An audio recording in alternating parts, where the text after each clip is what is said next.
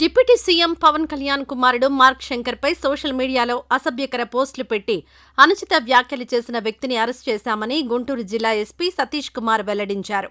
బుధవారం గుంటూరులో ఏర్పాటు చేసిన విలేకరుల సమావేశంలో ఎస్పీ సతీష్ కుమార్ మాట్లాడుతూ, మార్క్ శంకర్ లక్ష్యంగా పెట్టిన పోస్టులపై ప్రతిపాడు పోలీస్ స్టేషన్లో కేసు నమోదు చేసి దర్యాప్తు ప్రారంభించామన్నారు. అందులో భాగంగా దర్యాప్తు చేపట్టామని, దీంతో ఈ పోస్టులు పెట్టిన వ్యక్తి కర్నూలు జిల్లాకు చెందిన పొట్టపాసం రఘు అలియాస్ పుష్పరాజ్గా గుర్తించామని చెప్పారు. అనంతరం అతన్ని అరెస్ట్ చేసినట్లు తెలిపారు. అల్లు అర్జున్, పవన్ కళ్యాణ్ మధ్య జరిగిన సోషల్ మీడియా వార్లో భాగంగా అతడు ఈ పోస్ట్ చేశారని పేర్కొన్నారు. అల్లు అర్జున్కు మద్దతుగా మెగా కుటుంబంపై రఘు అలియాస్ పుష్పరాజ్ ద్వేషం పెంచుకున్నాడని తెలిపారు.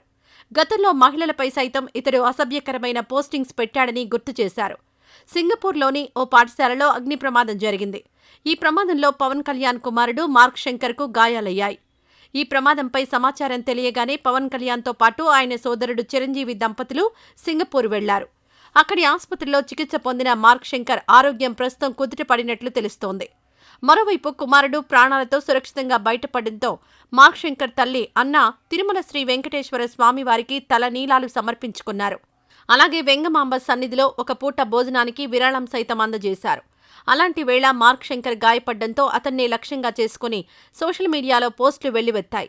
దీంతో పోలీసులు రంగంలోకి దిగి కేసు నమోదు చేసి దర్యాప్తు చేపట్టారు. ఆ క్రమంలో నిందితుడిని అరెస్ట్ చేశారు.